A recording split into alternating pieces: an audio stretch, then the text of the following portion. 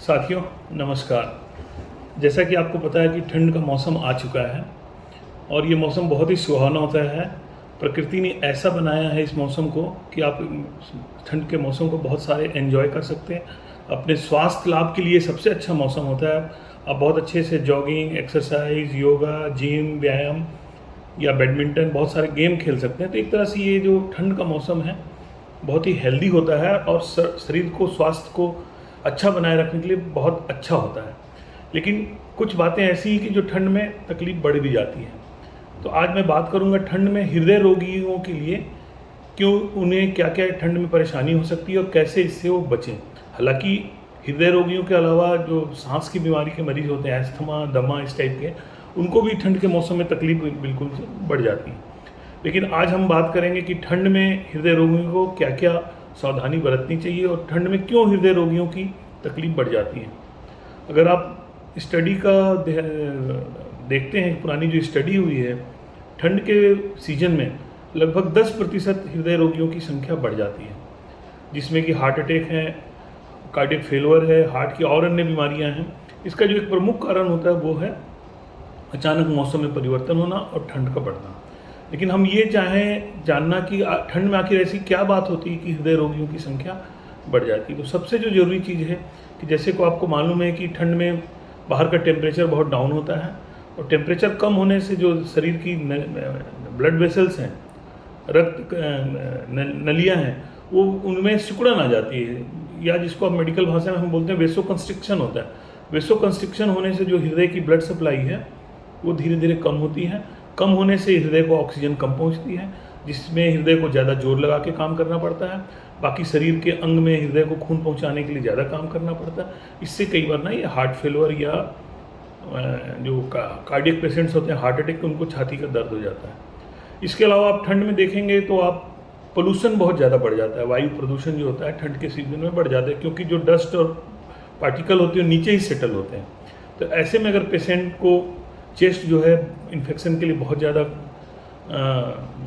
प्रभावित होता है और चेस्ट इन्फेक्शन होने के कारण फिर हृदय को प्रभावित करता है और उससे भी हृदय रोगियों की संख्या में वृद्धि होती है, क्योंकि चेस्ट इन्फेक्शन से चेस्ट में कंजेशन होता है। कंजेशन होने से हार्ट को ज़्यादा काम करना पड़ता और इस तरह से हार्ट की बीमारी बढ़ती।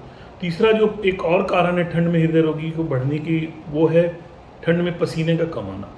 पसीने कम आने से ये होता है कि जो आपका जो शरीर में एक्स्ट्रा फ्लूइड है या पानी है वो निकल नहीं पाता और एक तरह से फेफड़े में ये पानी जमा होता है, जिसे मेडिकल भाषा में कंजेशन बोलते हैं, और इसके कारण आपको हृदय को ज़्यादा काम करना पड़ता है और हृदय की बीमारियों की संख्या बढ़ सकती है। एक और जो कॉमन कॉज है ठंड में हृदय रोगियों के बढ़ने का, वो है ये सिंपैथेटिक नर्वस सिस्टम का एक्टिवेशन होना। सिंपैथेटिक नर्वस सिस्टम वो सिस्टम होता है जो कि शरीर में तनाव को नियंत्रित करता है। सिंपैथेटिक नर्वस सिस्टम के एक्टिवेट होने से ये होता है कि कैटेकोलामाइंस हार्मोन्स का शरीर में सिक्रेशन ज़्यादा होता है।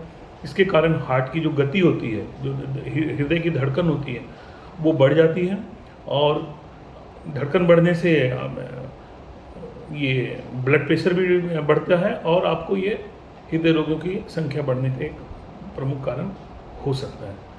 ये तो कुछ बातें ऐसी हुई जिनको कि हम पता हमें चले कि ठंड में आखिर हृदय रोगियों को तकलीफ क्यों बढ़ जाती है।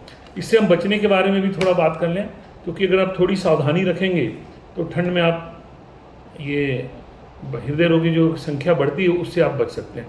तो इसमें हम कुछ ऐसे परहेज करें कि हमको ठंड में हृदय रोगियों को ज़्यादा तकलीफ ना हो।